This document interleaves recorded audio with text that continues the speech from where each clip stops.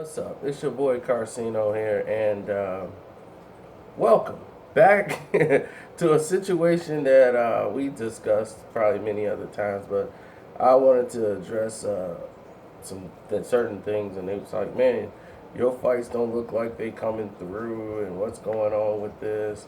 Why is Bradley leaning towards that? Kell Brook. The reason why you didn't see me jump out talk about Kell Brook and Bradley is because they're looking at all options on the table. Diego Chavez is the fight they basically got made. Like they can just go right and transition into Diego Chavez situation. But different events happen. The fights that I was telling you about are months and months away for you even fathom that coming to the table. But these are the fights that they want to make right there on the table. Pacquiao, Amir Khan.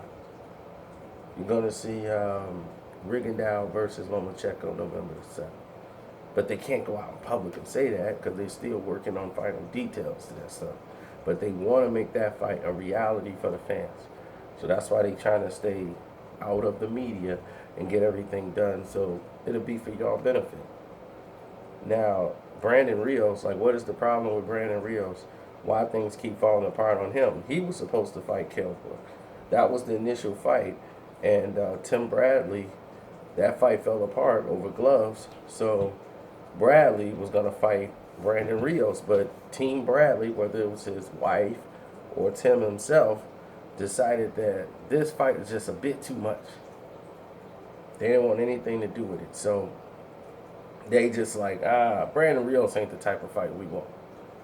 So I'm going to wait and see what happens. Just like the rest of you. That's the basic of the information that they was given to me. And that was it. What else is new that y'all been asking me about? They talking about Fernando Vargas. Who would win between him and Canelo? I've had that. Felix Trinidad versus Canelo. Look, Canelo Alvarez and Miguel Cotto.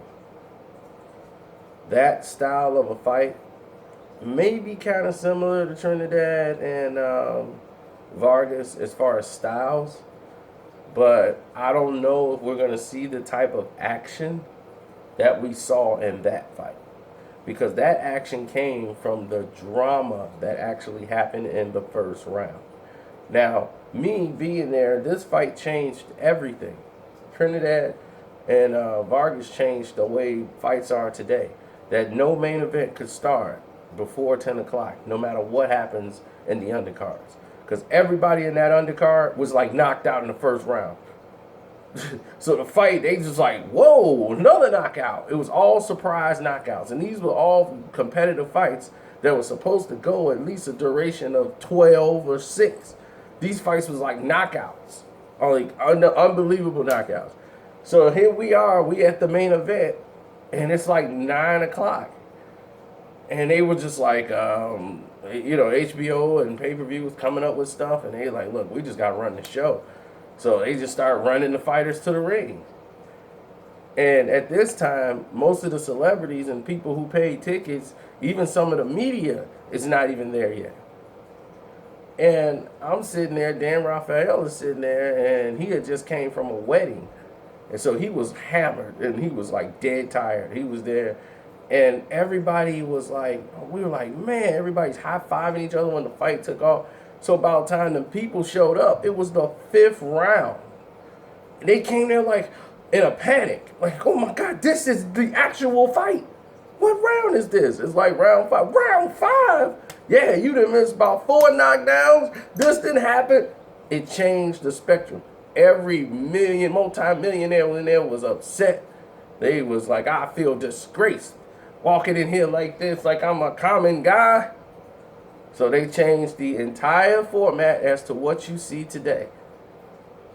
You will not see a boxing match start before 10 o'clock if it's the main event. They will stall as long as they can, but they want to make sure all the money people are there to watch this fight. So, I'm out. I guess that's all. Everybody has something to talk about because that's the only comments I got. Everything else has been about hip hop.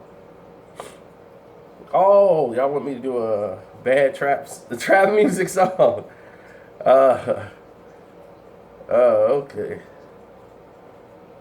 Okay. Here it is, a new bad hip. Before I get out of here, I'll do this. Bad trap music song.